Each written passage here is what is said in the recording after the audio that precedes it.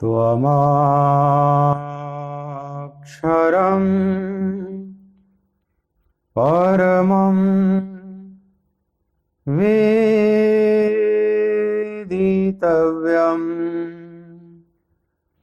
त्वमस्य विश्वस्य परं निधानम् त्वमव्ययः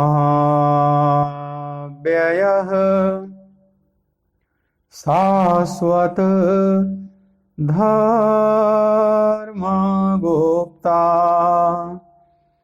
सनातनस्त्वं पुरुषो मतो मे वायुर्यमोऽग्निः वरुणः शशाङ्कः प्रजापतिस्त्वं प्रपितामहश्च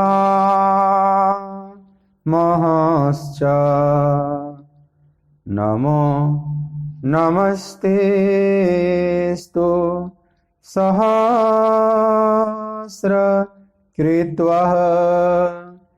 पुनश्च भूयो नमो नमस्ते।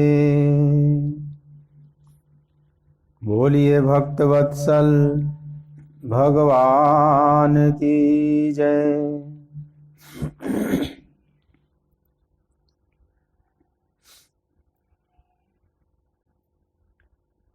श्री राधे गोपाल भज मन श्री राधे। श्री राधे गोपाल भज मन श्री राधे। श्री राधे गोपाल भज मन श्री राधे। श्री राधे गोपाल भज मन श्री राधे। श्री राधे जय जय राधे। श्री राधे जय जय राधे। श्री राधे जय जय राधे।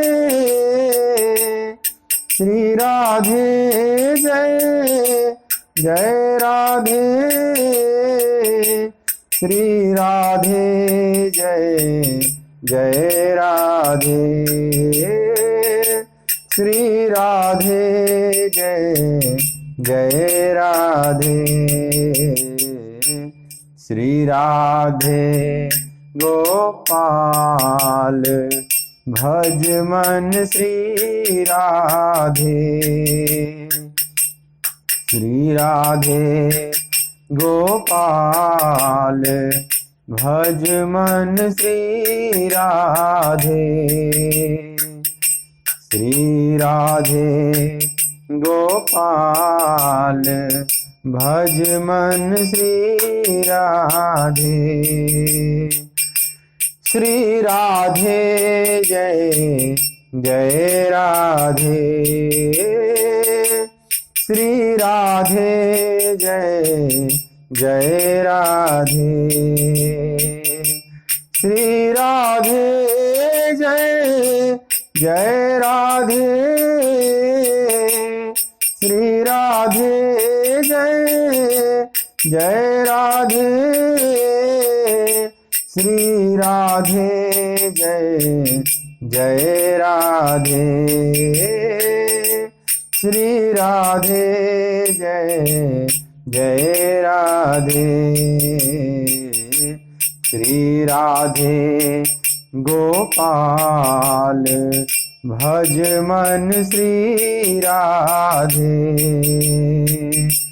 श्री राधे गोपाल भज मन श्री राधे। श्री राधे गोपाल भज मन श्री राधे। श्री राधे गोपाल भज मन श्री राधे। बोलिए श्री राधिका रमण बिहारी लाल की जय।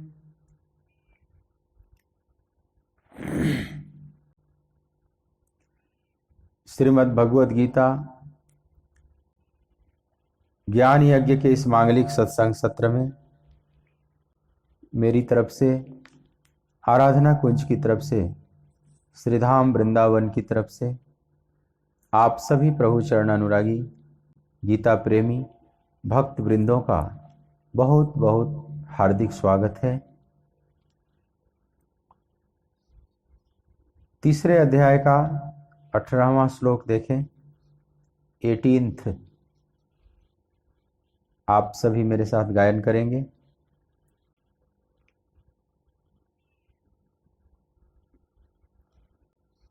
नैव तस्य कृतेनार्थो नाकृते नेह कश्चन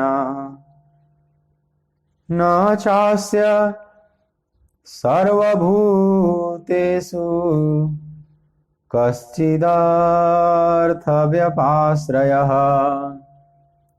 नैव तस्य कृतेनार्थो नाकृते नेह कश्चन न चास्य सर्वभूतेषु कश्चिदर्थव्यपाश्रयः।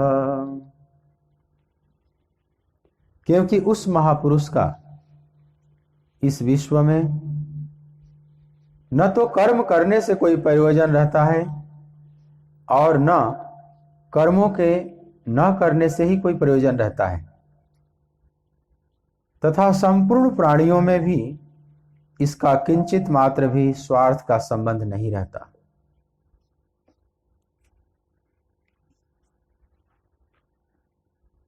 भगवान पीछे जो कर्म करने पर जोर दे रहे हैं अर्जुन को कि तुम कर्मों से मत भाग, कर्म से कोई भाग भी नहीं सकता, बिना कर्म किए मुक्ति नहीं, सद्गति नहीं। तो एक प्रश्न उठता है कि क्या कर्मों की श्रृंखला हमेशा चलती रहती है? कर्तव्य कर्म जो करने के लिए भगवान कह रहे हैं, तो क्या यह कर्तव्य कभी समाप्त नहीं होता? तो भगवान कहते हैं कि समाप्त हो जाता है। जो महापुरुष आत्मा में ही रमण करने वाले हैं, आत्मा में ही तृप्त हैं और आत्मा में ही संतुष्ट हैं, मतलब स्वयं में रमण करते हैं, स्वयं में तृप्त हैं, स्वयं में संतुष्ट हैं, तस्य कार्यम न विद्यते, उनके लिए अब कोई कर्तव्य कर्म नहीं रह जाता।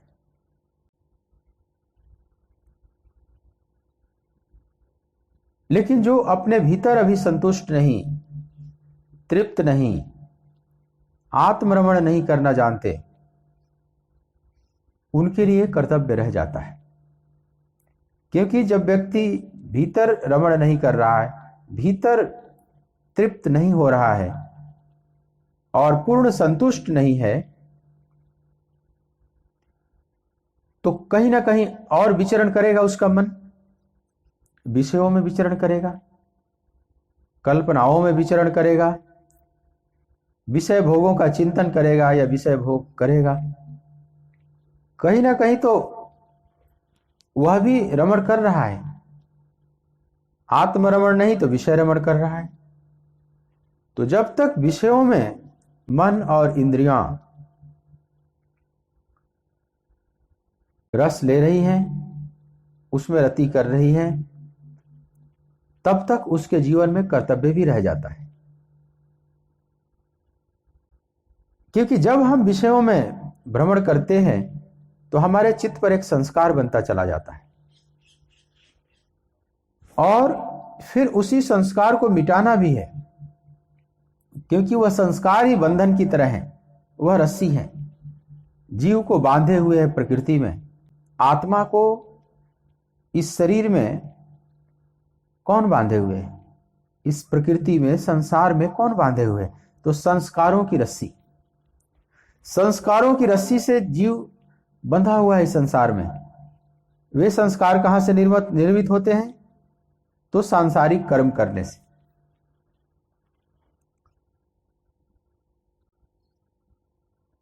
लेकिन जब हम परमार्थिक कर्म करते हैं, यज्ञार्थ कर्म करते हैं, तो वहां भी एक संस्कार निर्मित होते हैं, पर वह संस्कार बंधन को खोलने वाला होता है, वह बांधने वाला नहीं होता है। तो जब महापुरुष यज्ञार्थ कर्म करते करते अपने समस्त कर्म संस्कारों को समाप्त कर दिए, उनको बोध हो गया, ज्ञान हो गया, ज्ञानाग्नि दग्ध कर्माणम, और ज्ञान की अग्नि में उनके सारे कर्म जलकर भस्म हो गए, समाप्त हो गए। तो भगवान कहते हैं तस्य कार्यम न विद्यते। अब उसके लिए कोई कर्तव्य कर्म नहीं रह जाता, क्योंकि जहां जहां से उसने लिया था वो सब चुकता कर दिया। जैसे कोई कर्ज लिया है, तो जब तक कर्ज वह चुका नहीं देता तब तक वह कर्जदार है। जिन जिन से कर्ज लिया है उसके प्रति उसका कर्तव्य बन जाता है कर्ज को चुकाने का। लेकिन जिस दिन वह कर्ज चुका देता है, सब चुकता कर देता है, तो फिर अब वो कर्जदार नहीं रहा, देने वाला दाता भी नहीं रहा, अब वो वहां लेन देन समाप्त हो गया। वैसे ही संसार में हम जहां जहां बंधे हुए हैं, जहां जहां से हमने सहायता ली है, जहां जहां हमने भोग किया है, जहां जहां चिंतन किया है, सबके संस्कार हमारे चित्त पर बने हुए, और फिर अब उल्टा उसको मिटाना है, सबको साफ करना है। जो महापुरुष समस्त संस्कारों को मिटा चुके हैं, मतलब अब उनका लेन देन समाप्त हो चुका है, किसी के प्रति कोई कर्तव्य नहीं है, तो ऐसे महापुरुष के लिए अब कोई कर्तव्य नहीं रह जाता। अब किसी के लिए भी कर्तव्य नहीं, अब स्वयं के लिए भी नहीं। स्वयं के लिए कोई कर्तव्य नहीं होता, क्योंकि स्वयं तो हमारा जो स्वरूप है वो तो शुद्ध बुद्ध मुक्त स्वरूप है। लेकिन हम अपने आप को भूल जाते हैं कि मैं शुद्ध बुद्ध आत्मा हूं। हम अपने को शरीर, मन, बुद्धि, इंद्रियां ही मान लेते हैं। इस तरह से प्रकृति में हम भ्रमित हो गए हैं, सम्मोहित हो गए हैं कि हम शुद्ध चेतन आत्मा हैं। इस बात का विस्मरण हो चुका है। ऐसे लगता है जैसे मैं मन हूं, इंद्रियां हूं, शरीर हूं, इसी को अपना मान रखें। और इन मन इंद्रियों द्वारा, शरीर द्वारा कर्म होता है, और उस कर्म के संस्कार बनते हैं।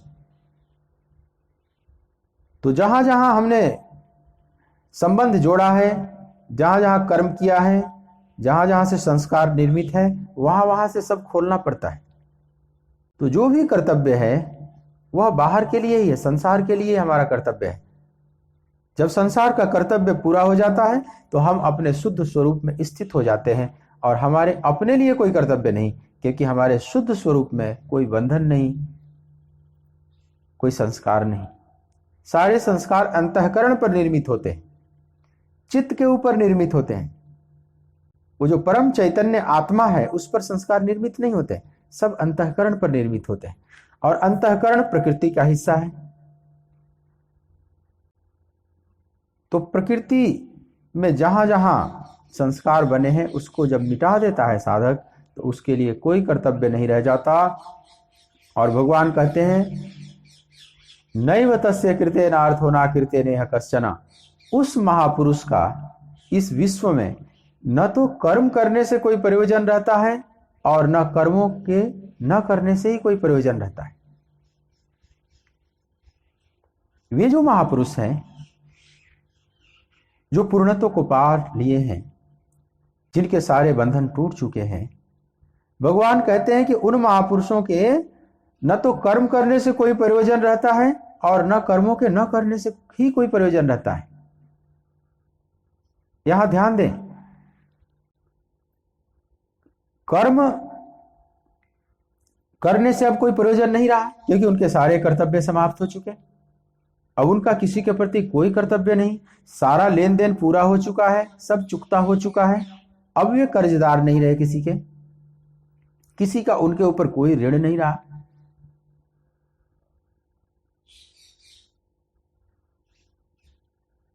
हम सबके ऊपर कुछ ऋण है, इसलिए पंच महायज्ञ बताया जाता है गृहस्थ जीवन में। पंच महायज्ञ, वो पंच महायज्ञ क्या है? जैसे देव ऋण तो देव यज्ञ, पितृयज्ञ, भूत यज्ञ, ये सब यज्ञ है। मनुष्य यज्ञ, मनुष्य के प्रति भी कुछ कर्तव्य रह जाता है हमारा। ऋषि यज्ञ, क्योंकि ऋषि ऋण हमारे ऊपर है, उसको भी चुकाने का कर्तव्य रह जाता है। तो इनके प्रति कहा जाता है कि इनका सम्मान करो, इनकी सेवा करो। देवताओं के लिए भी, देवताओं की भी सेवा करनी चाहिए, देवताओं के लिए भी हमारा कुछ कर्तव्य रह जाता है। ऋषियों के प्रति, पितरों के प्रति, समस्त जीवों के प्रति, मनुष्यों के प्रति, इन सब से हमने कुछ लिया है। इस जगत में हम अकेले नहीं हैं, यह जगत पूरा परस्परावलंबन से चल रहा है, म्यूचुअल कोऑपरेशन से चल रहा है। हम अकेले इस जगत में नहीं रह सकते, पूरे ब्रह्मांड का सहयोग है हमारे विकास में, पूरे ब्रह्मांड का सहयोग है। और हम भी किसी के सहयोगी हैं। जब हम सहयोग ले रहे हैं पूरे ब्रह्मांड से, तो पूरे ब्रह्मांड के प्रति हमारा भी कर्तव्य हो जाता है। एक दूसरे से सहयोग लेकर यह सब आगे बढ़ रहे हैं। लेकिन जब वह महापुरुष समस्त कर्तव्य कर्मों को धो डालते हैं, मतलब अब बाहर से वो किसी से कुछ नहीं लेते, सारा अपना चुकता कर दिए, देव ऋण, ऋषि ऋण, पितर ऋण सब चुका दिए, उनकी दक्षिणा पूरी हुई, समझ लो गुरुदक्षिणा पूरी हो गई।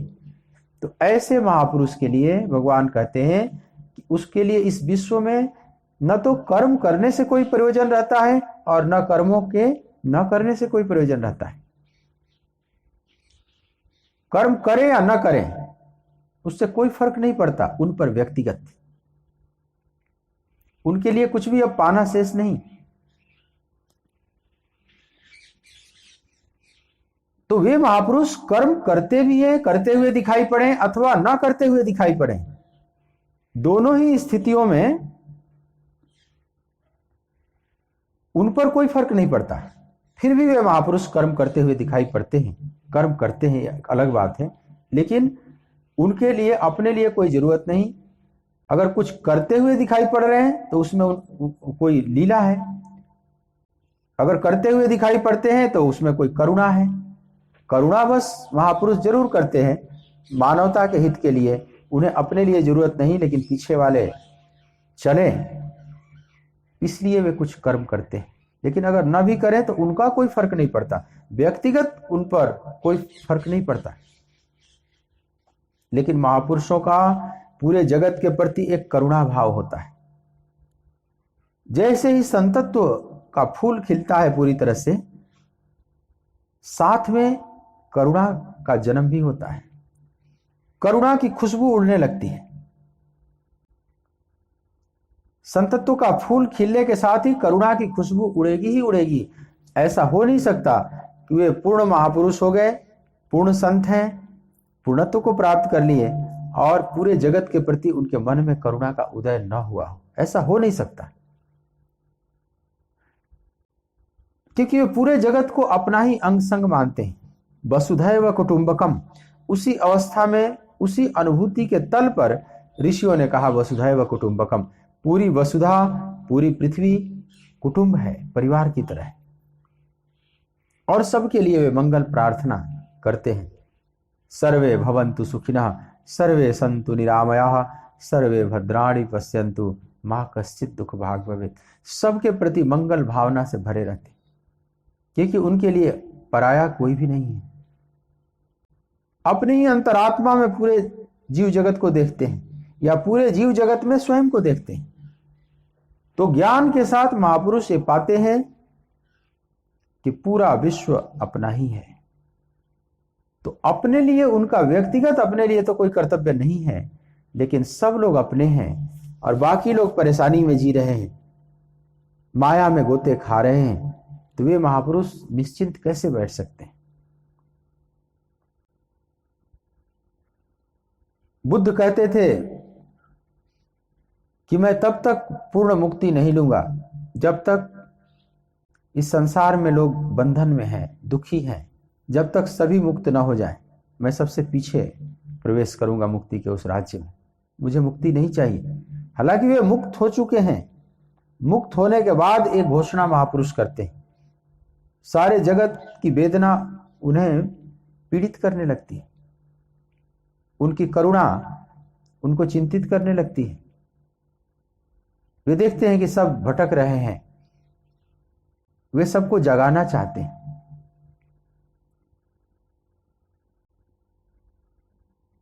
वे अनेक प्रकार से उपदेश दे देकर घूम घूम कर हर प्रकार से हमें जगाने का प्रयास करते हैं। यह उनकी करुणा है और कर्म करते हुए दिखाई पड़ते हैं। महापुरुष कोई कम कर्म करते हुए नहीं दिखाई पड़ते।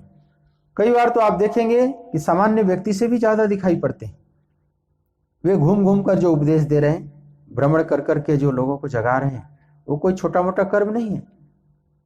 बस ये है कि वह कर्म अब स्वार्थ परक नहीं है, परमार्थ परक है। वो स्वयं की अब मुक्ति के लिए नहीं है, दूसरों के बंधन को खोलने के लिए। और वह कर्म कामना के वशीभूत होकर नहीं किया जा रहा है, वह कर्म करुणा के वशीभूत होकर किया जा रहा है। कर्म दो प्रकार से किए जाते हैं, कामना के वशीभूत होकर भी किए जा सकते हैं और करुणा के वशीभूत होकर भी किए जाते हैं। जो जीव भाव में है वे कामना से ग्रसित होकर कर्म करते हैं, कुछ न कुछ पाने के लोभ में कर्म करते हैं। जब तक उन्हें कुछ दिखाई न पड़े पाने जैसा, वे कर्म में नहीं लग सकते।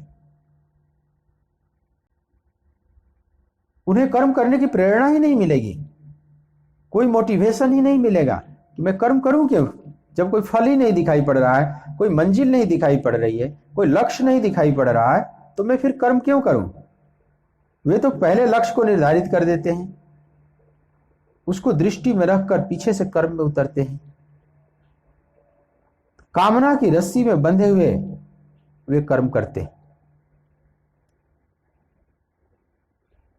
जैसे किसी पशु को रस्सी में बांधकर खींचा जा रहा, ऐसे ही उनका फल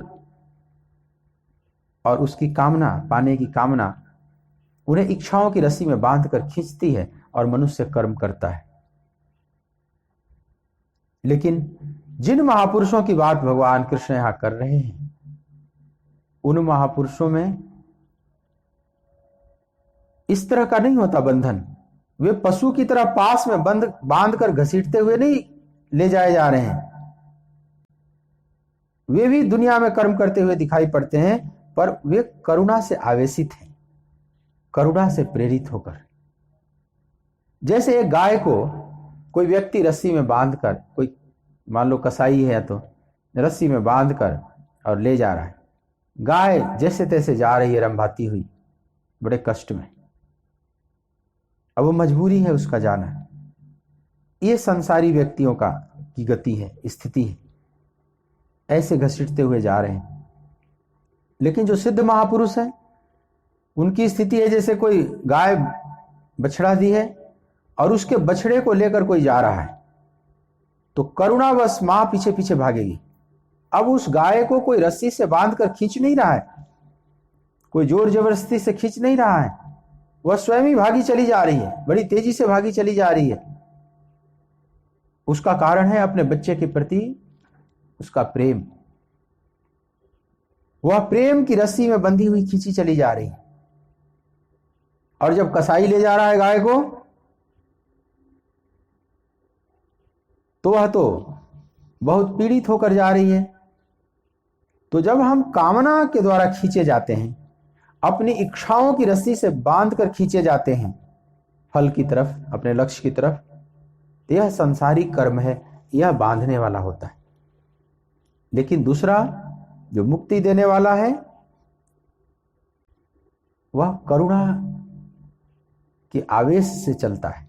जैसे गाय अपने बछड़े के पीछे पीछे चल रही है, वो किसी रस्सी के कारण नहीं चल रही है, वह करुणा से आवेशित है, अपने बच्चे के प्रति प्रेम से भरी हुई है, वो खींची चली जा रही। तो दोनों प्रकार से गाय तो चल ही रही है, गाय चलती हुई दिखाई पड़ेगी दोनों को, लेकिन चलने चलने में फर्क है। ऐसे ही एक संसारी और सिद्ध दोनों महापुरुष कर्म करते हुए दिखाई पड़ेंगे, लेकिन दोनों के कर्म करने में फर्क है। एक कामना के वशीभूत होकर कर रहा है, एक करुणा के वशीभूत होकर कर रहा है। कितना फर्क है दोनों में। एक बंधा हुआ है और एक में कोई बंधन नहीं, लेकिन फिर भी एक बंधन स्वीकार किया है। जैसे जिस रस गाय जो बछड़े के पीछे भाग रही है उसमें कोई बंधन नहीं है, लेकिन बंधन को स्वीकार किया, और उस स्वीकृति है बच्चे के प्रति प्रेम, उसका कारण है बच्चे के प्रति प्रेम। ऐसे ही महापुरुषों के जीवन में जगत के प्रति जो करुणा का उदय होता है, उससे आवेशित होकर वे कर्म करते हुए दिखते हैं। लेकिन भगवान कहते हैं कि वे कर्म करें अथवा ना करें, दोनों से कोई प्रयोजन नहीं।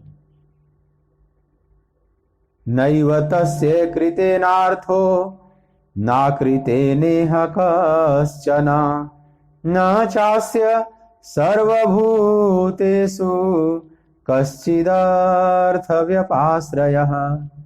क्योंकि उस महापुरुष का इस विश्व में न तो कर्म करने से कोई प्रयोजन रहता है, और न ही कोई कर्मों के न करने से ही कोई प्रयोजन रहता है, तथा संपूर्ण प्राणियों में भी इसका किंचित मात्र भी स्वार्थ का संबंध नहीं रहता।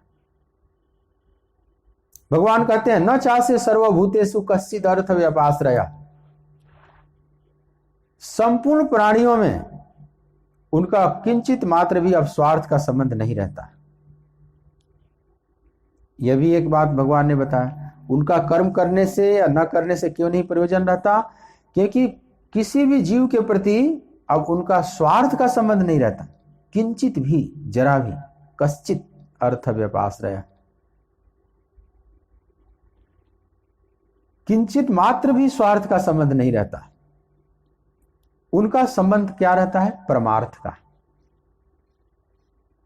जीव का जो संबंध है जीव के प्रति वह स्वार्थ का है, और महापुरुषों का जो संबंध है वो परमार्थ का है। उनके सारे लेन देन पूरे हो चुके होते हैं, तो किसी के प्रति स्वार्थ उनका नहीं रहता, क्योंकि जब तक स्वार्थ का संबंध रहेगा तब तक मुक्ति का आनंद हम नहीं ले सकते। क्योंकि जहां जहां स्वार्थ का संबंध होगा वहां वहां हमारा कर्तव्य रह जाता है। स्वार्थ का संबंध मतलब दूसरों से मदद लेने की भावना। तो जब हम दूसरों से मदद लेते हैं तो वहां वहां हमारा कर्तव्य छूट जाता है, वहां वहां एक संस्कार निर्मित होता है, और उस संस्कारों को मिटाने के लिए हमारा फिर कर्तव्य बन जाता है, उसको मिटाएं। तो जब तक स्वार्थ का संबंध है तब तक जीव भाव है, तब तक मुक्ति का आनंद नहीं ले सकता वह जीव। और स्वार्थ का संबंध उसी में रहता है जिसमें कामना होती है, जो अभी पूर्ण काम नहीं हुआ है, आप्त काम नहीं हुआ है, उसके अंदर कामना है। जहां जहां कामना है तो आप स्वार्थ का संबंध रखते हैं, मनुष्यों के प्रति, जीवों के प्रति, वस्तुओं के प्रति, और वो सब बंधन बनाते चले जाते। इसी तरह से जीव बंधता है इस संसार में। और जिसके भीतर स्वार्थ का संबंध है, मतलब कामना है, कुछ पाने की इच्छा है, इसका मतलब वह भीतर कुछ कमी महसूस करता है। जिसके भीतर कामना है वो भीतर कमी महसूस करेगा ही करेगा। जो अपने में पूर्ण अपने आप को महसूस कर रहा है, उसके भीतर फिर कोई कामना नहीं हो सकती। हम जो भी है पूर्ण है, हम जैसे हैं अपने आप में पूर्ण है। वो अभाव में नहीं जीता, वो अभाव महसूस नहीं करता। उसके अभाव महसूस न करने का एक और कारण है, क्योंकि जगत के साथ वह एक हो चुके हैं। पूरे जगत में अपने आप को देखते हैं तो सब अपना ही है, पूरा ब्रह्मांड अपना है। तो अब इसमें अलग से पाने जैसा क्या है? जब सब कुछ अपना है तो इसमें पाने जैसा क्या है? ऐसी जो घोषणा करते हैं वो अंदर से पूर्ण हो चुके हैं, उनमें कहीं खालीपन नहीं, अभाव बोध में नहीं जीते। स्वामी रामतीर्थ कभी कभी मस्ती में आते थे तो कहते थे कि मैं सम्राटों का सम्राट हूं। ये जितने सम्राट हैं ये कुछ भी नहीं है, मैं तो सम्राटों का भी सम्राट हूं। मैंने ही सूर्य चंद्र को बनाया, पूरा ब्रह्मांड मेरे अंदर ही गति कर रहा है, ये सब मेरे भीतर है। जब ये सब नहीं थे, सूर्य चंद्र इनकी गति इनकी स्थिति नहीं थी, तब भी मैं था। मैं इनका साक्षी हूं। मेरे सामने ये सब बने हैं, मेरे सामने मिट जाएंगे, बनते रहते हैं, मिटते रहते हैं। इस ब्रह्मांड में अनेक पिंड बनते रहते हैं, मिटते रहते हैं, व्यक्त होते रहते हैं और अव्यक्त होते रहते हैं। अब जो यह स्वामी रामतीर्थ बोल रहे हैं इस तरह की भाषा, एक सामान्य व्यक्ति सुनेगा तो उसको लगेगा तो ये तो बड़ी अहंकार वाली बात हो गई, ये तो अहंकारी व्यक्ति की भाषा हो गई ना, कि मैं सम्राटों का सम्राट हूं। उन्हें तो कहना चाहिए था कि मैं कुछ भी नहीं हूं, नाचीज हूं, मैं तो धूल की धूल हूं। भक्त दोनों बोलता है। जो पूर्णत्व को पा लेते हैं महापुरुष, तो एक तो बोलेंगे मैं शून्य हूं, मैं कुछ भी नहीं हूं। जैसे भगवान बुद्ध की भाषा है, बुद्ध अपने को भिक्षु कहते, अपने सन्यासियों को भी भिक्षुक बोले। बौद्ध भिक्षु बोले जाते हैं ना, भिक्षु माने भिखारी, माने कुछ भी नहीं, नाचीज करीब करीब। वो इतना काम का भी नहीं है कि अपने दो रोटी की भी व्यवस्था कर सके, अपने लिए दो रोटी भी पैदा कर सके, इतना भी मेहनत नहीं कर सकता। भिक्षुक उसको कहते हैं। भिक्षुक इसलिए कहा उन्होंने कि कहीं अहंकार ना आए, अहंकार बड़ी बाधा है। तो इस तरह से अहंकार को जीतने का एक उपाय है। भिक्षा पात्र लिए मांग कर हम टुकड़े खा रहे हैं, तो हम कौन सा सिर उठाकर बात करेंगे? हम कौन से पूंजीपति हैं, बहुत बड़े पद पर बैठे हुए हैं। अब एक भिखारी कौन सा सिर उठाएगा? क्या गर्व से आपने कभी देखा है किसी भिखारी को भीख मांगते हुए? ये जो भिक्षुक होते हैं भिखारी, गर्व से मांगते हैं कभी? नहीं, बड़े दीनहीन दशा में मांगते हैं। और गर्व से मांगे तो शायद आप दें भी ना, फिर तो आप कहेंगे भिखारी नहीं, ये तो कोई बदमाश दिखता है, ये तो लुटेरा दिखता है। अगर भिखारी ऐसे घेर ले रास्ता और कहे कि मुझे दो, पैसे दो, 500 का नोट निकालो, आप उसको भिखारी कहेंगे? आप पुलिस में जाएंगे रिपोर्ट लिखवाने के लिए, ये गुंडे बदमाश हैं, मेरा पीछा कर रहे हैं, ये लुटेरे हैं। भिखारी को जब भीख मांगना होता है तो एकदम दीनहीन हो जाएगा, और मांगते मांगते वो दीनहीन जैसा हो ही जाता है। उसमें एक दैन्यता दिखाई पड़ने लगती, दैन्यता उसके रोम रोम से छलकने लगती है। तो भिखारी क्या अहंकार करेगा? हालांकि आपस में जब भिखारी भिखारी भी मिलते हैं अपने ग्रुप में, तो आपस में लड़ाई करते हैं। वो भी जब पैसे गिनते हैं तो आपस में देखते हैं कि मेरे पास इतना है, तुम्हारे पास इतना है, मैं इतना इकट्ठा कर रखा हूं, तुम कम इकट्ठा किए। वहां भी एक श्रेणी है, भिखारियों में भी श्रेणी होती है आपस में। जब आपस में मिलजुल कर जब शाम को अपने पैसों को गिनते हैं, कौन कितना इकट्ठा कर लिया है। कोई 1000पति है, कोई लाखपति है, कोई करोड़पति तक भी हो गए हैं भिखारी। वो करोड़पति हो गए हैं लेकिन वो मांगेंगे ही, मांगना उनका स्वभाव है। मुंबई में महालक्ष्मी के पास एक स्त्री वृद्ध हो चुकी, शायद पता नहीं अब है कि नहीं, कुछ साल पहले तक थी। रोज महालक्ष्मी के पास आकर भीख मांगती थी। भीख मांग मांग कर वो लाखों रुपया इकट्ठा कर ली, करोड़ों में। उसके बच्चे भी हैं, बच्चों का फ्लैट हो गया है, गाड़ियां हैं, लेकिन वो भीख मांगना नहीं छोड़ती।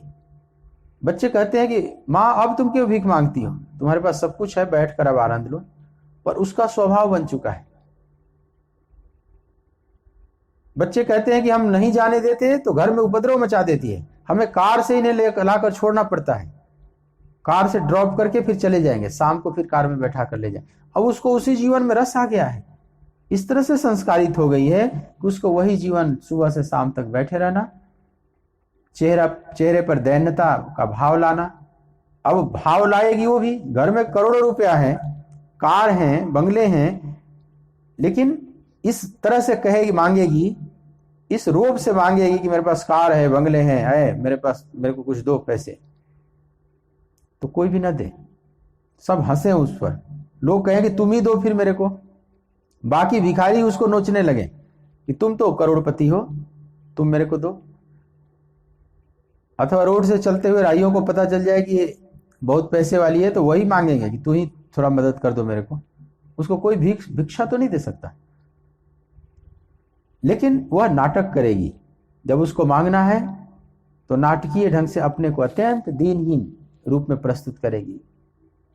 खाने को रोटी नहीं है, पहनने को वस्त्र नहीं है, बच्चे भूखे मर रहे हैं, आप 2 पैसा दान कर दो, कुछ दान करो तो तुझे वहां करोड़ों में मिलेगा, भगवान तुम्हारा मंगल करे, ये करे वो करे। कितना वो आशीर्वाद भी देते हैं, भिखारी कितना आशीर्वाद देते, लोग सुनते रहते हैं। तो उसमें एक दैन्यता आ जाती है, अहंकार के लिए जगह नहीं रह जाता। तो बुद्ध ने एक प्रयोग किया कि हम भी अपने सन्यासियों को भिक्षुक कहें। तो भिक्षुक कहने से शायद इनमें एक दैन्यता आ जाएगी, अहंकार के लिए जगह नहीं मिलेगा। हालांकि इससे केवल दूर नहीं हो जाता, बौद्ध भिक्षु भी बहुत अहंकारी हो गए।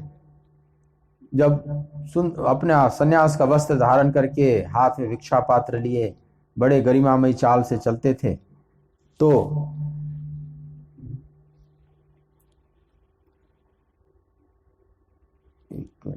जैसे बोलिए भक्त वत्सल भगवान की जय।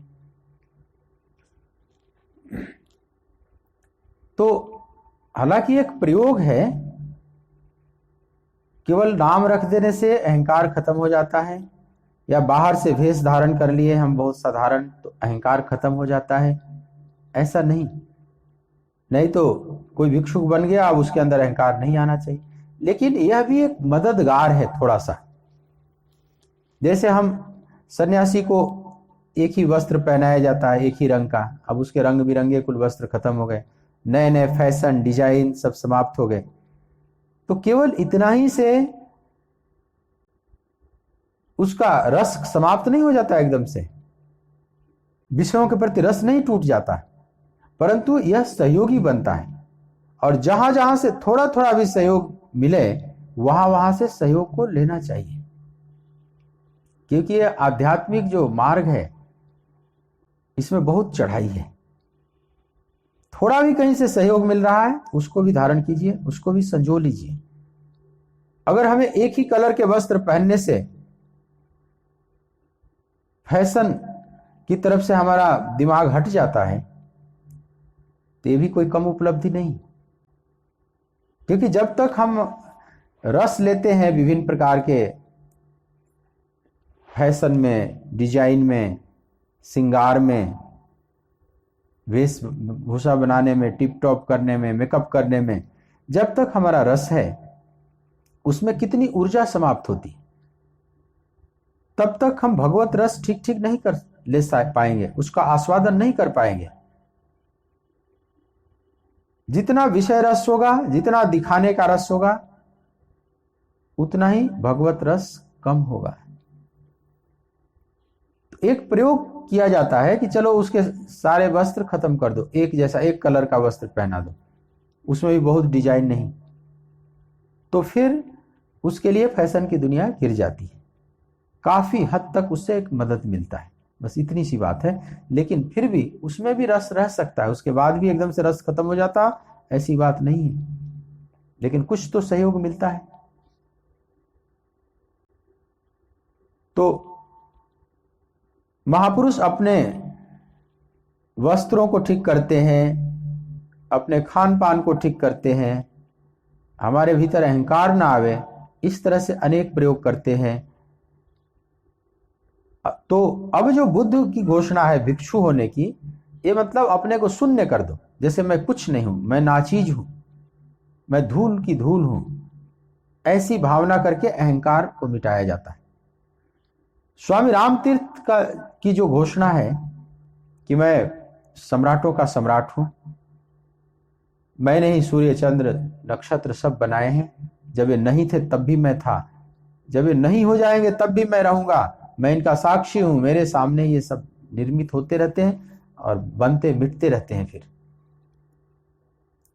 तो कोई सामान्य व्यक्ति सोचे तो लगेगा कि तो बड़ी अहंकारी व्यक्ति है। ऐसा तो रावण भी नहीं बोलता था, तीनों लोगों को जीत लिया था, वो भी ऐसी घोषणा नहीं करता था। और रामतीर्थ के बाहर से देखो तो कुछ भी नहीं है, बाहर से बिल्कुल भिक्षुक की तरह है। तो या तो ऐसी भाषा कोई पागल ही बोल सकता है, या तो कोई परमहंस ही बोल सकता है। स्वामी रामतीर्थ एक परमहंस महापुरुष है। तो परमहंस महापुरुष देखता है कि सब मेरे ही स्वरूप हैं, सब में मैं प्रतिबिंबित हो रहा हूं, या सब मेरे में प्रतिबिंबित हो रहे हैं, मेरे और उनमें कोई अंतर नहीं। तो पूरा ब्रह्मांड फिर अपना ही है। जब सब अपना है, कोई पराया नहीं यहां पर, तो एक महाकरुणा का जन्म होता है। अपने लिए अब कोई कर्तव्य उन महापुरुष का तो नहीं रह जाता, लेकिन लोक मंगल के लिए वे कर्म करते हुए दिखाई पड़ते हैं। अपने लिए कर्तव्य नहीं रह जाता, क्योंकि अपने अंदर कोई कामना नहीं है।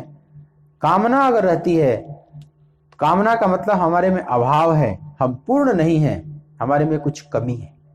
जब हम किसी चीज को पाने की कामना करते हैं तो इसका मतलब यही हुआ ना कि हम उतना कम है, उतना मेरे भीतर अभाव है, अभी पूर्ण हम नहीं हैं। तो जो आप्त काम हो चुके, जो पूर्ण काम हो चुके, उनके अंदर अब कोई गैप नहीं, कोई खालीपन नहीं है, सब अपना ही है।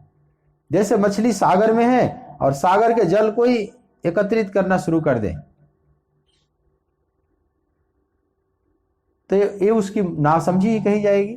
जब सब जल अपना ही है, तो अलग से जल एकत्र करने की क्या जरूरत है। वे महापुरुष जो आप्त काम हो जाते हैं, आप्त काम का मतलब ये नहीं कि वो सारी वस्तुएं अब उनकी हो गई।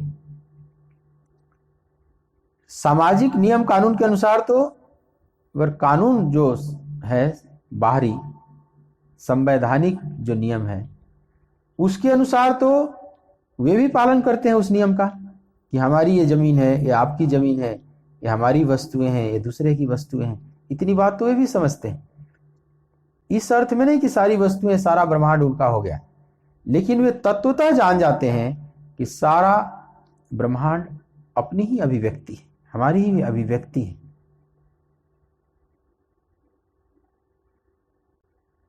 विश्व बंधुत्व का भाव उनके भीतर जगता है और किसी प्रकार की अब कमी उनके अंदर महसूस नहीं होती। उनके भीतर बाहर जो कुछ भी है सब प्रभु का ही पट प्रसार है, तो कमी महसूस नहीं होगी। तो कामना अब नहीं रह जाएगी, कामना नहीं होने से कुछ पाने की इच्छा नहीं रहेगी, फिर किसी से स्वार्थ का संबंध नहीं रह जाएगा। जब स्वार्थ का संबंध नहीं रह जाएगा, तब वह परमार्थ में जीते हैं और मुक्ति का ठीक ठीक आनंद लेते हैं वे महापुरुष।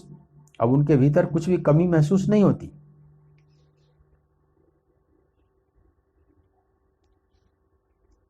और पूरे जगत के प्रति न चास्य सर्वभूतेषु कश्चिद अर्थ व्यपाश्रय, संपूर्ण प्राणियों, जगत के संपूर्ण प्राणियों के प्रति इनका किंचित मात्र भी स्वार्थ का संबंध नहीं रह जाता।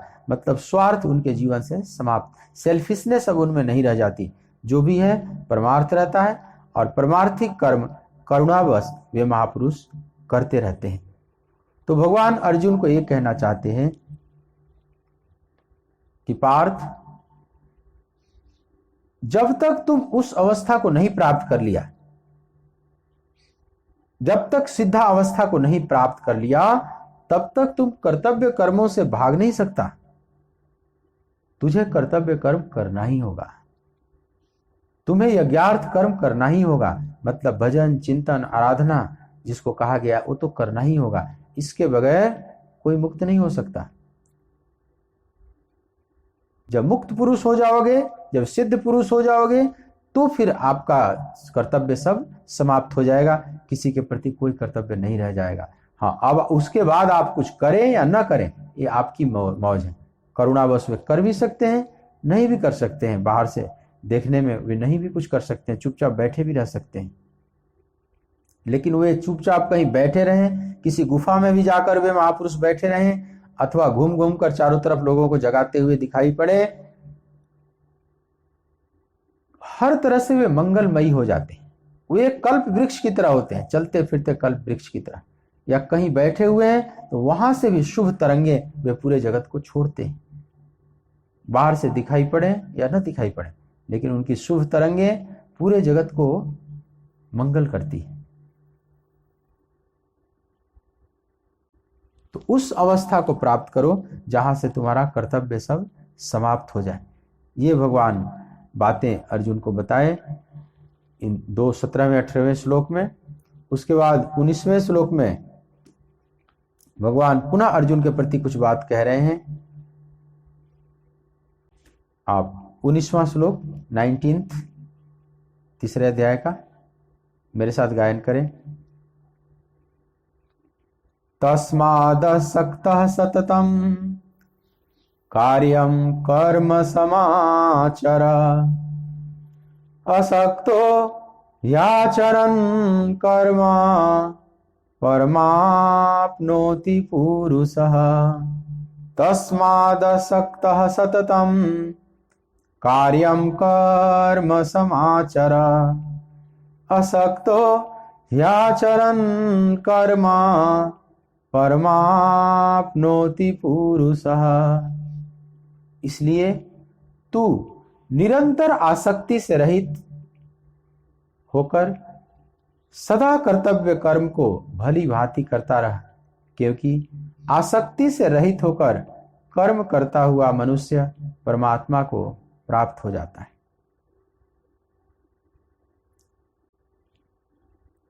भगवान अब अर्जुन पर पुनः संबोधन करने लगे लक्ष्य लेकर। पहले तो इन 2 श्लोकों में महापुरुषों को बताया कि जो उस अवस्था को प्राप्त कर चुके हैं, उन महापुरुष जो आत्मरमण करते हैं, आत्मा में संतुष्ट हैं, आत्मा में ही तृप्त हैं, उन महापुरुषों के लिए तो कुछ भी नहीं कर्तव्य रह जाता। देखिए 17वें श्लोक में आत्म आत्म आत्म लगाए हैं भगवान। यस तो आत्मरतिरेव, आत्मरतिरेव, आत्मतृप्तश्च, आत्मसंतुष्ट, तो सब आत्म उसमें शब्द लगा हुआ है। मतलब अपने में ही रमण, अपने में ही संतुष्ट, अपने में ही तृप्त। हम प्रायः अपने में संतुष्ट नहीं, हम इसलिए तो कुछ और चाहते हैं, संसार से मांगना चाहते हैं, जैसा है उसमें संतुष्ट नहीं। ये संतुष्ट होना बहुत जरूरी है साधक के लिए। यथा लाभ संतोष सदा का, उसो कछु न चाहूंगो। यथा लाभ संतुष्ट हो एन केनचित, भगवान बोलेंगे आगे भी। गोस्वामी जी विनय पत्रिका में कह रहे हैं कि यथा लाभ संतोष सदा का, उसो कछु न चाहूंगो। परहित निरत निरंतर मन क्रम, परहित निरत निरंतर मन क्रम, वचन नेम निबहूंगो। कबहुक हूँ यही रह निरहूंगो। श्री रघुनाथ कृपालु कृपाते संत स्वभाव गहऊँ गो, कब हुक हों ये ही रहनी रहूं गो।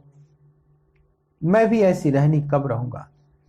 इन संत महापुरुषों की तरह जिनके लिए कोई कर्तव्य शेष नहीं रह गया है, किसी के भी प्रति किंचित भी कोई कर्तव्य नहीं रह गया है, वे कर्म करें या न करें उन पर कोई प्रभाव नहीं पड़ता, कोई उनके लिए फर्क नहीं पड़ता।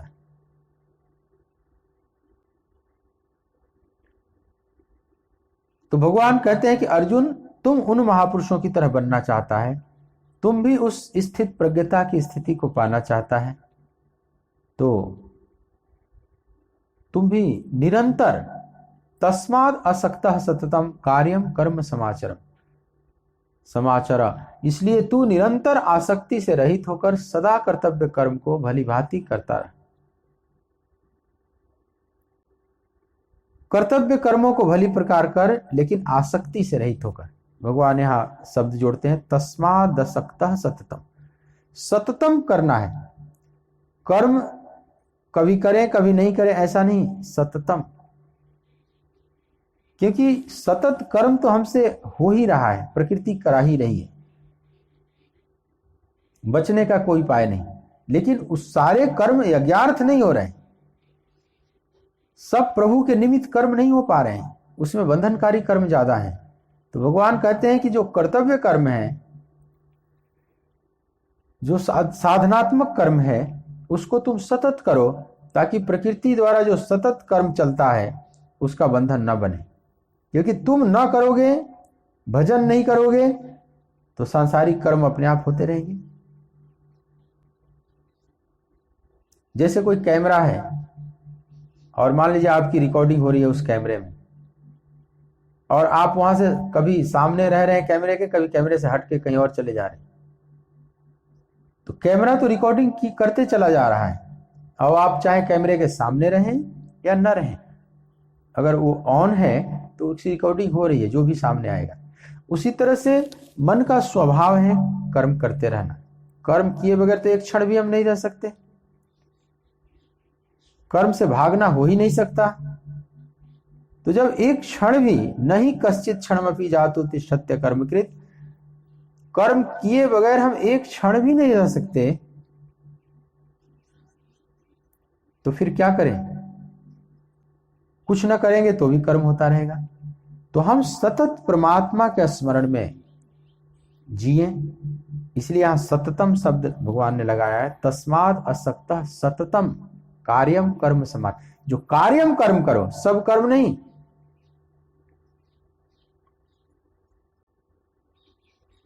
या उसी को यज्ञार्थ कर्म कहें, नियत कर्म कहा गया है, शास्त्रोक्त कर्म कहा गया है, ये सब एक ही बात है। यहां पर कार्यम कर्म,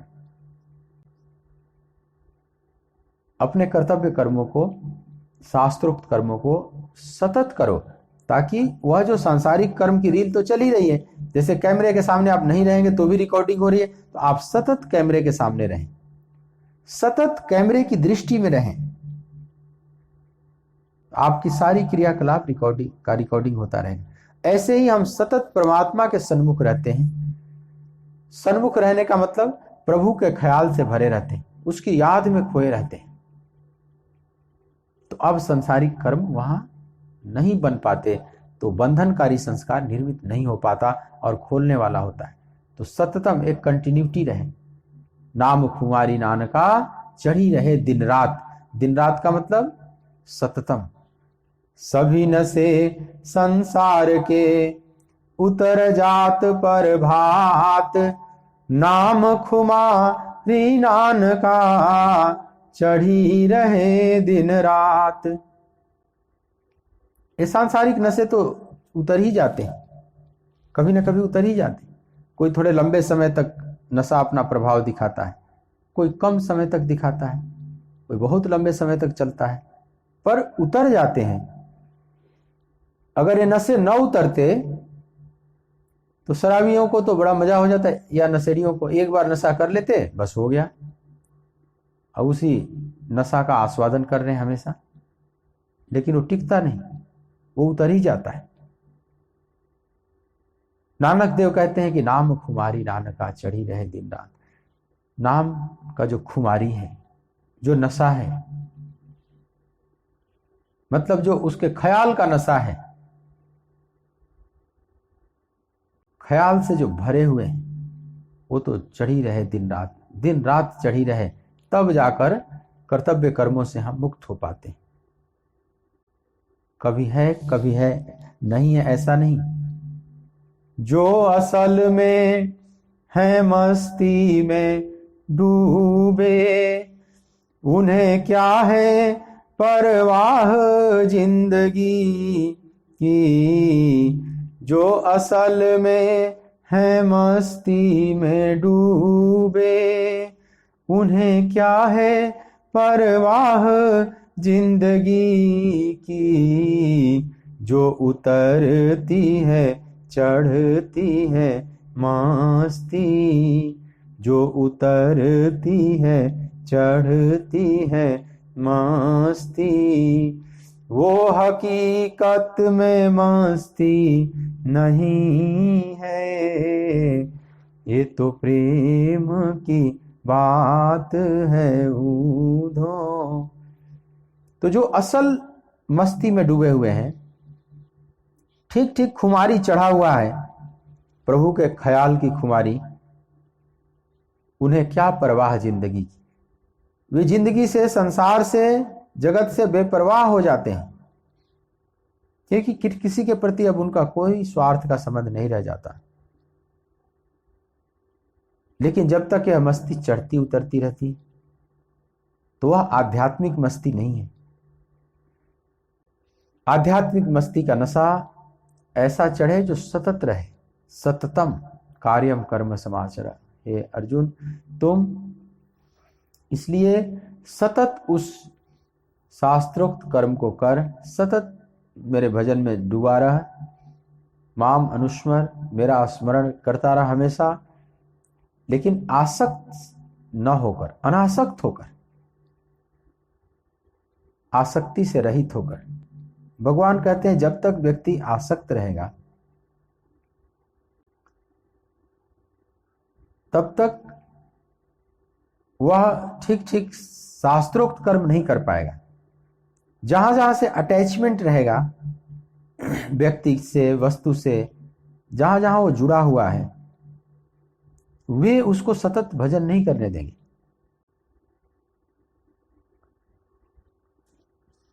तो आसक्ति को तोड़कर,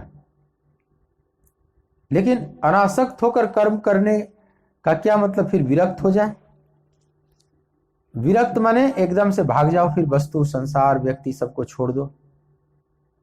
तो सब छोड़ देने से भी क्या छूट जाता है? बाहर से कोई छोड़ सकता है, किसी व्यक्ति से संबंध तोड़ सकता है, लेकिन मन में अगर संबंध बना हुआ है, मन में आसक्ति बनी हुई है, तो फिर वह सतत भजन नहीं कर सकता। फिर मन से चिंतन करेगा उसका। बाहर से उसको दूर कर दिया जाए, मान लो जेल में डाल दिया जाए। कोई किसी से प्रेम कर रहा है और उसे पकड़कर जेल में डाल दिया गया, तो जेल में डाल दिया गया तो उससे आसक्ति नहीं मिट गई, शायद कई बार और बढ़ जाती है। विषयों से दूर कर दो तो उस विषय की और याद आने लगती है, ख्वाबों में कल्पना करने लगता है। तो मन से कैसे छूटे आसक्ति, ये असली बात है। बाहर से केवल विरक्ति धारण करने से नहीं हो जाता, बाहर से भी थोड़े विरक्ति को धारण किया जाता है, लेकिन बाहर से विरक्ति केवल धारण करके हम विषयों से भाग जाए, संसार को छोड़कर भाग जाए और ये सोचे कि हमारी आसक्ति समाप्त हो जाएगी और एकदम चैन से भजन करेंगे, तो ऐसा होता नहीं। भागने का धोखा हो सकता है, लेकिन हम भाग नहीं सकते रियल में। हम अपने को धोखा दे सकते हैं कि हमने सब छोड़ दिया, सब संसार छोड़ दिया, लेकिन नहीं।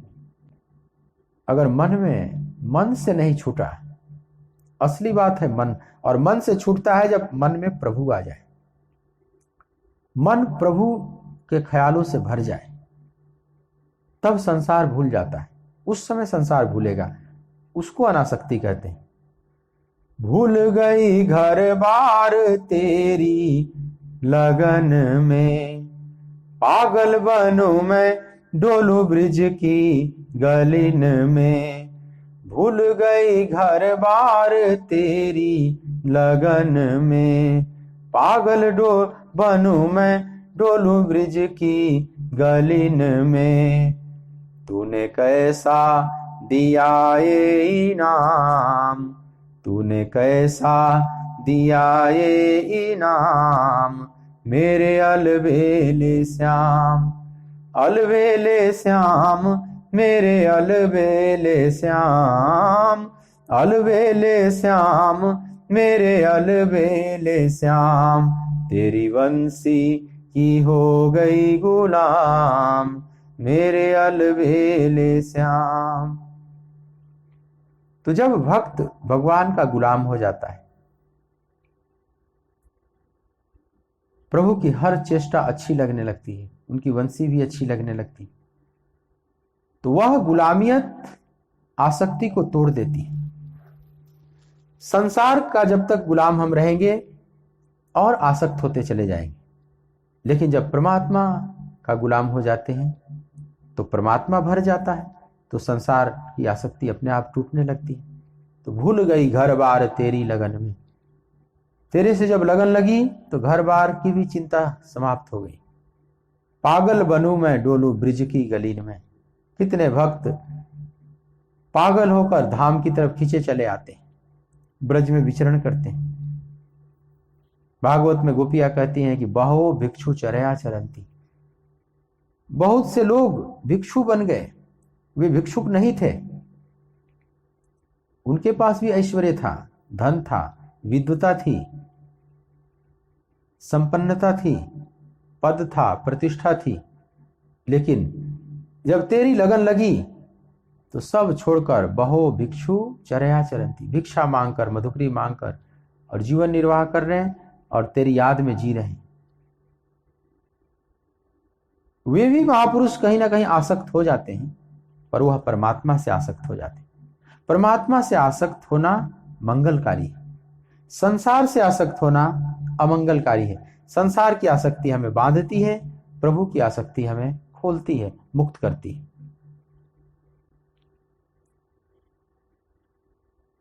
तो भगवान कहते हैं तू आसक्ति से रहित होकर कर्म कर। असक्तो हियाचरण कर्म परमाप्नोति पुरुषः। आसक्ति से रहित होकर कर्म करता हुआ मनुष्य परमात्मा को प्राप्त हो जाता है। कर्म करता रहेगा, बस आसक्ति को निकाल दिया, अनासक्त होकर। भगवान ये नहीं कहेंगे कि कर्म ना करो, आसक्तो हियाचरण कर्म, कर्म करना है लेकिन अनासक्त होकर, कर्मों से नहीं भागना है, बस उसके भीतर वो जो आसक्ति का चिपकाव है उसको हटाना है। आसक्ति जो एक चिपकाव जो हमें संसार से जोड़ देती है, जो भावना है, उसको समाप्त करना है। लेकिन आसक्ति को त्यागने के लिए विरक्ति में एकदम से नहीं चले जाना है, केवल भाग जाने से बात नहीं बनेगी, मन से भी विरक्त होना है। और मन से वही विरक्त हो सकता है, ठीक ठीक उसका उतर सकता है जो प्रभु में अनुरक्त हो जाए। केवल सूखा वैराग्य काम नहीं आता।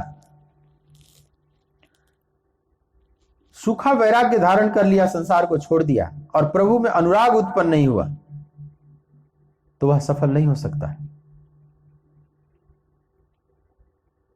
इस बात को विशेष रूप से समझ लीजिएगा। प्रभु में अनुराग यहां तक कि पहले जरूरी है, वैराग्य बाद में। संसार से अनासक्त हो, इस बात पर कम जोर दीजिए, आप इस बात पर ज्यादा जोर दीजिए कि प्रभु में आसक्त कैसे हो। बहुत लोग उल्टा चलते हैं, भजन साधना करने का भाव जगा तो संसार से कैसे आसक्ति टूटे, कैसे आसक्ति टूटे, इस बात को लेकर बड़े चिंतित हो जाते हैं। लेकिन आप इस बात को लेकर चिंतित न होइए कि संसार से हमारी आसक्ति, ममत्व कैसे टूटे। आप इस बात की चिंता कीजिए या चिंतन कीजिए कि प्रभु में मेरा अनुराग कैसे बढ़े, संसार से वैराग्य कैसे बढ़े। इस बात की चिंता कम करें, प्रभु में अनुराग कैसे बढ़े, इस बात का चिंतन ज्यादा करें।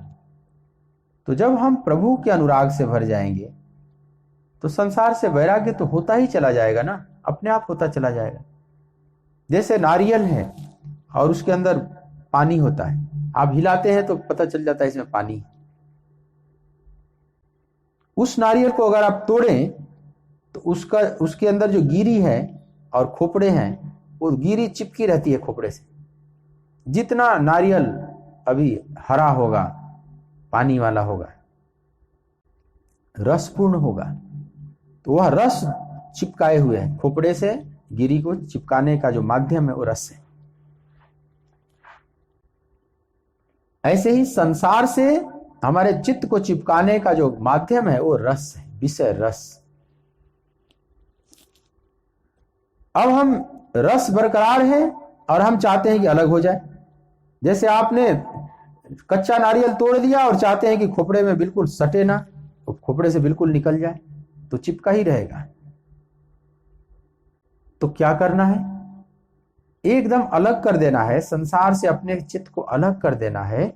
तो उसके लिए उस रस को सुखाना होगा, मतलब विषयों के प्रति जो रस है उसको सुखाना होगा, तब अनासक्ति का भाव आएगा। लेकिन विषय रस कैसे सूखेंगे? तो विषय रस सूखते हैं परमात्मा का रस प्राप्त हो जाए, उससे बड़ा कोई रस प्राप्त हो जाए। उससे बड़ा रस प्राप्त हुए बगैर ये विषय रस नहीं जा सकता। तो प्रभु विषय रस से बड़ा है प्रभु का रस, राम रस बड़ा है, काम रस से राम रस बड़ा है। तो कोई काम रस को छोड़ना चाहता है तो उसको राम रस से अपने आप को भरना होगा। और मान लो इसी बात को लेकर वो चिंतित रहे, सिर पर हाथ रखकर अफसोस करता रहे कि मेरे अंदर काम रस है और नहीं जा रहा है, या लोभ रस है, अहंकार रस है, क्रोध रस है, ये सब रस ही है, इसके भी अपने रस हैं। अब इस बात को लेकर चिंतित हो जाए कि ये सब नहीं जा रहे, मैं क्या करूं, इस बात पर कम उसको ऊर्जा खर्च करनी है। उसको इस बात पर ऊर्जा खर्च करनी है कि प्रभु रस कैसे प्रकट हो। इस बात का चिंतन, मनन, निधिध्यासन हमेशा करता रहे कि प्रभु रस कैसे प्रकट हो। कते दिन हबे ये प्रेम संचार, ठाकुर गाते थे रामकृष्ण देव कि कते दिन हबे ये प्रेम संचार, कते दिन हबे ये प्रेम संचार। कब उस प्रेम का संचार होगा मेरे भीतर? जो संत हैं इस बात को लेकर चिंतित रहते हैं, इस बात की वेदना होती है उनके भीतर कि कब वह प्रेम का, उस दिव्य प्रेम का संचार होगा। और वह जब दिव्य प्रेम आ जाएगा तो सांसारिक जो आसक्तियां हैं, अटैचमेंट्स हैं, अपने आप टूटने लगते हैं। जैसे आप नारियल के रस को सुखा दीजिए तो गोला अपने आप अलग हो जाएगा। अब आप हिलाइएगा तो पानी की आवाज नहीं है, अगर पानी की आवाज खत्म हो गई तो आप सोचिए कि अब गोला छूट रहा है या छूट गया है, अब गोले की आवाज आएगी, सहज छूट जाता है। तो यहां जो भगवान बार बार कह रहे हैं, तस्माद असक्तः सततम कार्यम कर्म समाचर, असक्तो ह्याचरन् कर्म परमाप्नोति पुरुषः। इसलिए तू निरंतर आसक्ति से रहित होकर सदा कर्तव्य कर्म को भली भांति करता रहे, क्योंकि आसक्ति से रहित होकर कर्म करता हुआ मनुष्य परमात्मा को प्राप्त हो जाता है। इस श्लोक में आसक्ति शब्द पर भगवान ने जोड़ दिया है। अनासक्त होकर कर्म कर। अर्जुन, तुझे कर्म करना ही होगा, भागना नहीं होगा। भागना एक विरक्ति है, तो विरक्ति नहीं अनुरक्ति धारण करो, मेरे में अनुराग उत्पन्न करो। तो अनुराग उत्पन्न करोगे तो धीरे धीरे संसार से अनासक्त हो जाओगे, फिर राग और वैराग्य दोनों से ऊपर उठ जाओगे, फिर वीतराग हो जाओ, वीतरागता की स्थिति प्राप्त कर लोगे। जो संत होते हैं, पीछे जिनकी बात भगवान ने किया, जिनके लिए कोई कर्तव्य शेष नहीं रह जाता, वे राग और वैराग्य में नहीं जीते, न वे रागी हैं न विरागी हैं, वे वीत रागी हैं। राग और वैराग्य दोनों का अतिक्रमण कर गए। अब उनका चित्त राग रूपी रंग से रंगा हुआ नहीं है। राग से भी रंग जाता है चित्त हमारा, जहां जहां आसक्त होते हैं, अटैचमेंट होता है, उससे हमारा चित्त रंग जाता है। जहां जहां द्वेष होता है, द्वेष के चित्त से रंग जाता है। ये तुरंत रंग देते हैं हमारे चित्त को। और जब तक चित्त रंगा है, चाहे राग से या द्वेष से, तब तक हम कहीं आकर्षित होंगे या कहीं से विकर्षित होंगे। दो चीज होगा, जहां से राग है वहां आकर्षण होगा, जहां द्वेष है वहां से विकर्षण होगा, या तो अट्रैक्शन होगा या रिपल्सन होगा। तो हम सदा अट्रैक्शन रिपल्सन में जीते हैं। एक सामान्य मनुष्य का जो जीवन है आकर्षण विकर्षण में जीता है, और उसका कारण है उसके भीतर का राग या द्वेष, या राग या विराग। लेकिन जो महापुरुष की अवस्था है वो वीतराग की अवस्था है। राग और विराग दोनों का अतिक्रमण कर जाते हैं, उनमें आकर्षण है न विकर्षण है। और ये आसक्ति का निवास भावनाओं में है। शरीर से केवल वस्तुओं को त्याग दिया, इंद्रियों से विषयों को दूर कर दिया, उससे बात नहीं मिट जाती, क्योंकि जो इसका निवास है आसक्ति का, वो हमारी मन में है, भावनाओं में है। तो भावनाओं को रंग दे भगवान के रंग से, अपने ही रंग में रंग दे चुनरिया। मीराबाई कही ना, ये हरी हरी ना रंगाऊं मैं लाल ना रंगाऊं, अपने ही रंग में रंग दे चुनरिया, श्याम पिया मेरी रंग दे चुनरी। तो प्रभु रंग में रंग जाए। यहां बड़ा सुंदर द्विअर्थीय है, श्याम रंग में रंग दे। श्याम का मतलब जो काला रंग होता है उसमें अगर रंग दो तो फिर कोई रंग ही नहीं चढ़ेगा। बाकी रंग आप रंग दें और फिर काले रंग में उसको डुबा दें तो सब रंग मिट जाएगा, काला रंग रह जाएगा। अब काले रंग से जो रंग गया, अब उसको किसी भी रंग में डालोगे वो काला ही रहेगा। इसका मतलब अस्थाई रंग, अब उस पर किसी का रंग न चढ़े। तो श्याम रंग, और श्याम का अर्थ भगवान कृष्ण के प्रति इशारा है कि तू अपने रंग में रंग दे, तू ऐसा रंग दे कि फिर वो रंग छूटे ना और दूसरा रंग उस पर प्रभाव ही न डाले।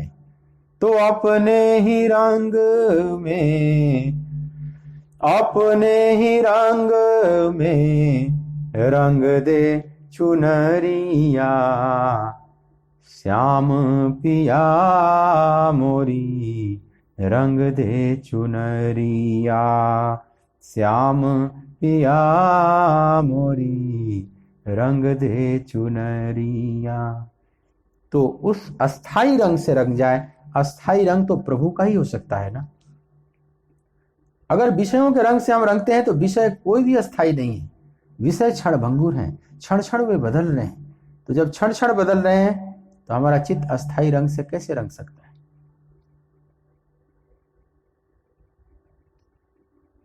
और जब तक विषय रंग से हमारा चित्त रंगा हुआ है तब तक हमारा दृष्टिकोण और होता है संसार को देखने का। जब प्रभु के रंग से रंग जाता है तो यही संसार अलग दिखने लगता है। ये संसार प्रभु का स्वरूप दिखने लगता है। हर व्यक्ति एक ही जैसा संसार को नहीं देख रहा है। यहां तक कि सारी मनुष्यों में भी सब लोग एक जैसे नहीं देख रहे हैं।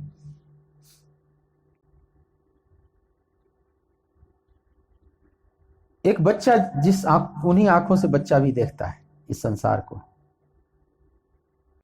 किसी व्यक्ति को देखा, एक बच्चे ने भी देखा अपनी आंखों से, एक युवक ने भी देखा, एक 25 साल का युवक भी देख रहा है उसी को, एक 70 साल का वृद्ध भी देख रहा है उसी चीज को। सब एक जैसे नहीं देख रहे हैं। सबके चित्त की स्थिति एक नहीं है, सबके चित्त एक जैसा रंगा हुआ नहीं है, बिल्कुल अलग अलग है। तो बच्चे के द्वारा देखा गया, युवक के द्वारा देखा गया, एक वृद्ध के द्वारा देखा गया, तीनों में अंतर हो जाता है। सब एक जैसे नहीं देखते, सबका अलग अलग है। एक पुरुष किसी स्त्री को देखता है और एक स्त्री किसी स्त्री को देखती है, दोनों के देखने में फर्क पड़ जाएगा। उसी तरह से कोई स्त्री पुरुष को देखती है और कोई पुरुष पुरुष को देखता है, तो दोनों एक जैसे नहीं देख रहे हैं, दोनों के देखने में अलग अंतर पड़ जाएगा। तो जैसा चित्त रंगा हुआ है, जिस रंग से, जितनी गहराई से, उसी प्रकार से हमें जगत दिखाई पड़ता है। और यही चित्त जब भगवान से रंग जाता है तो सब प्रभुमय हो जाता है। वासुदेव सर्वम, सिया राम मैं सब जग जानी। ऐसे महापुरुषों के लिए भगवान कहते हैं कि वे अनासक्त हो जाते हैं संसार से और समस्त कर्मों को करते हुए परमात्मा को प्राप्त हो जाते हैं। परमाप्नोति पुरुषः, वे प्रभु को प्राप्त कर जाते हैं, करते हुए ही कर्म बंधन से बाहर निकल जाते हैं। तो अनासक्त होकर कर्म करना है, आसक्त केवल प्रभु में होना है, इस बात का ध्यान रखना है। शेष चर्चा कल। 2 मिनट कीर्तन करते हैं। श्री राधे गोपाल भज मन श्री राधे, श्री राधे गोपाल भज मन श्री राधे, श्री राधे गोपाल भज मन श्री राधे, श्री राधे जय जय राधे, श्री राधे जय जय राधे, श्री राधे जय जय राधे, श्री राधे जय जय राधे, श्री राधे जय जय राधे, श्री राधे जय जय राधे, श्री राधे गोपाल भज मन श्री राधे, श्री राधे गोपाल भज मन श्री राधे, श्री राधे गोपाल भज मन श्री राधे। बोलिए श्री राधिका रमण बिहारी लाल की जय। भक्त वत्सल भगवान की जय। ओम नमः पार्वती पतये हर हर महादेव।